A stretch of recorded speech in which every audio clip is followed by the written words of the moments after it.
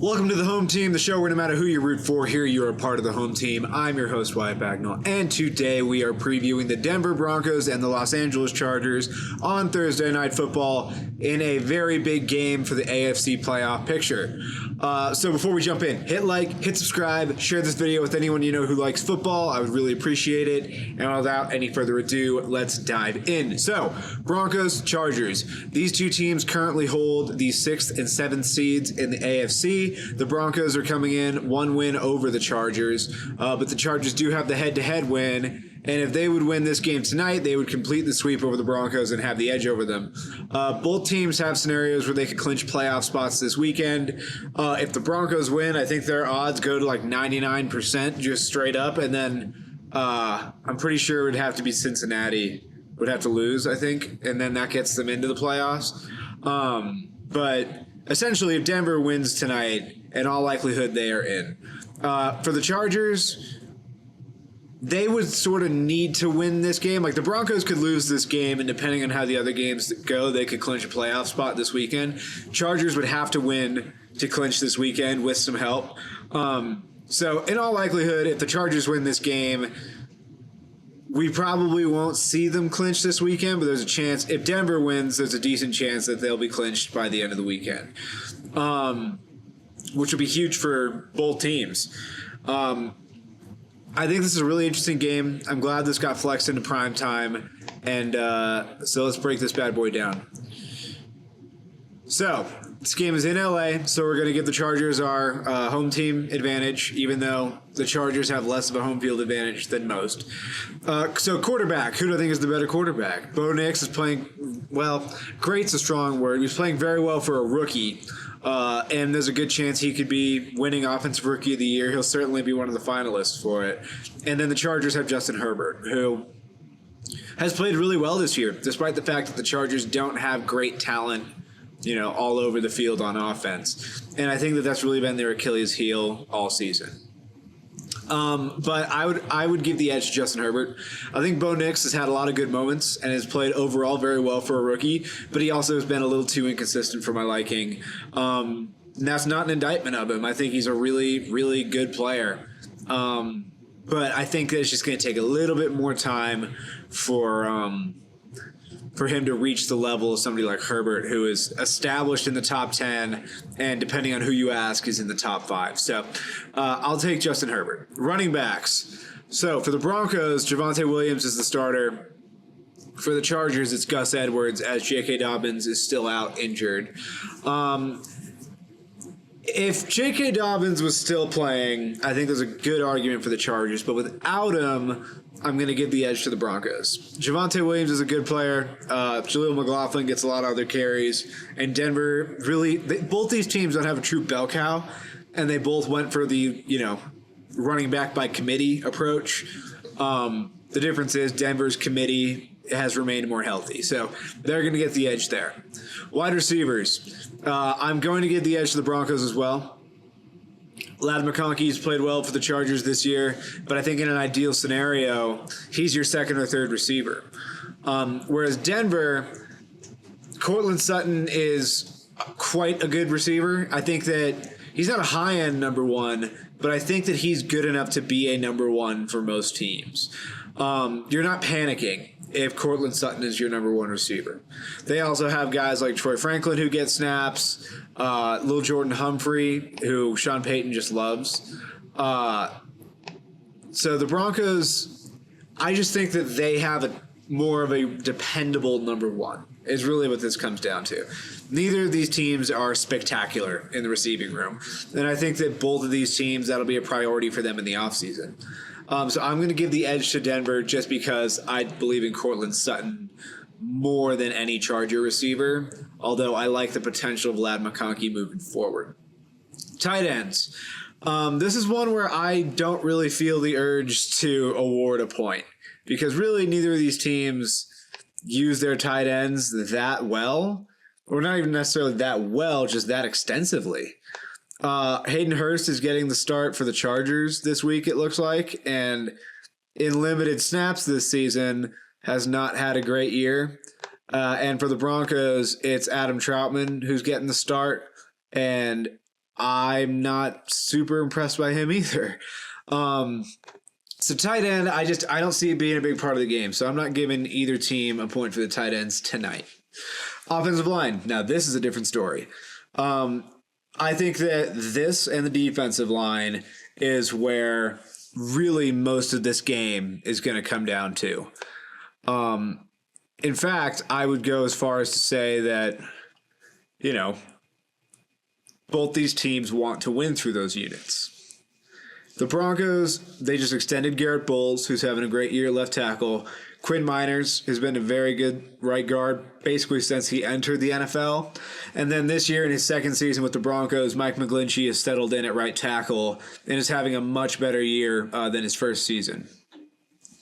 And as for the Chargers, Rashawn Slater and Joe Alt are the two spearheads of that offensive line.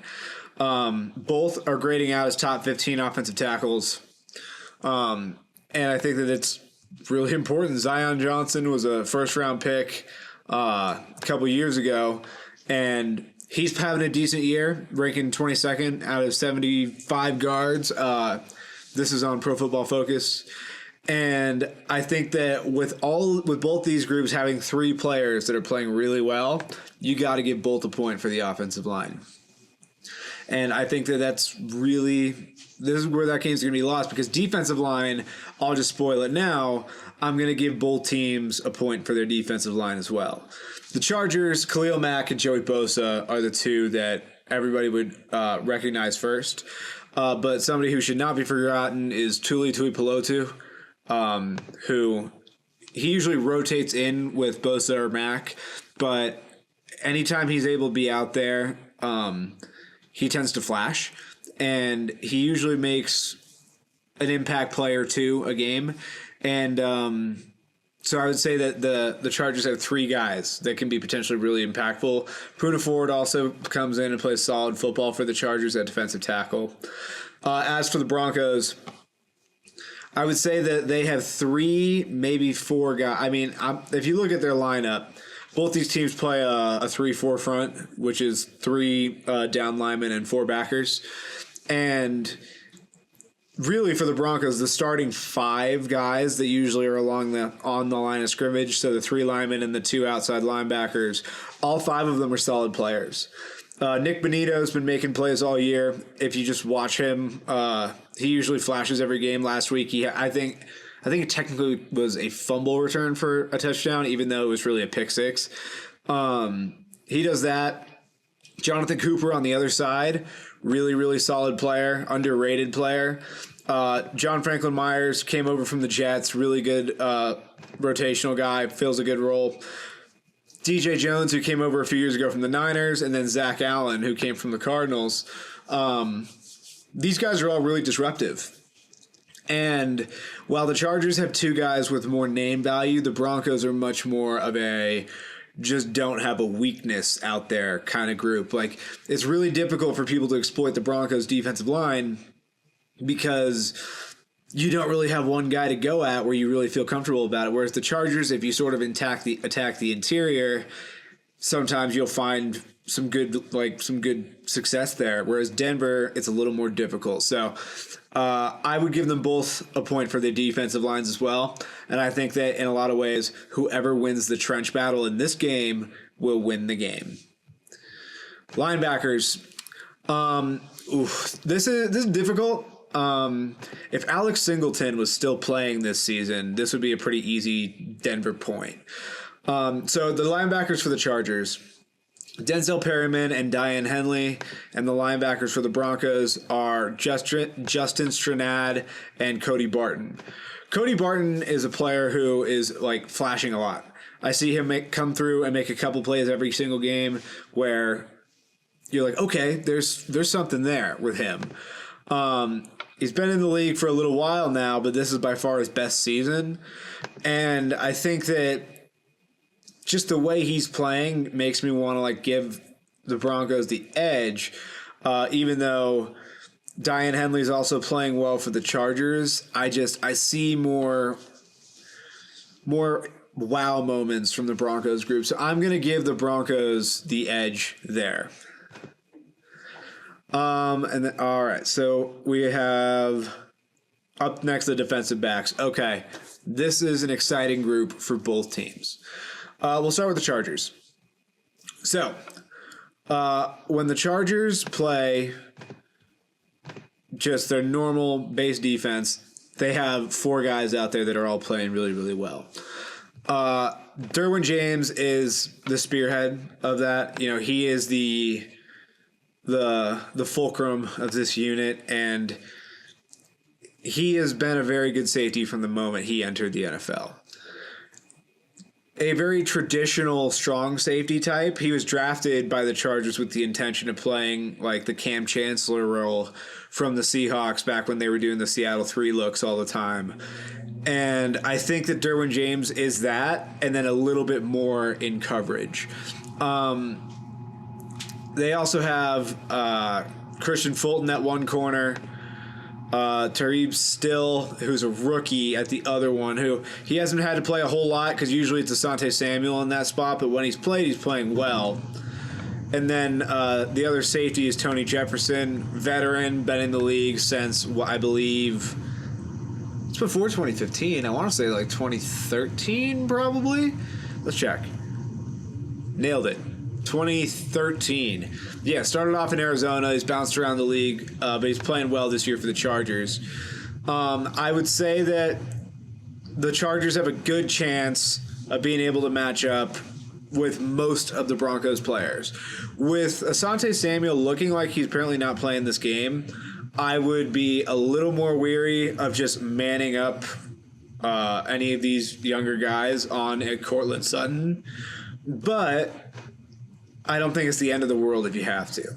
As for the Broncos, obviously the one that everybody's going to know is Patrick Surtain.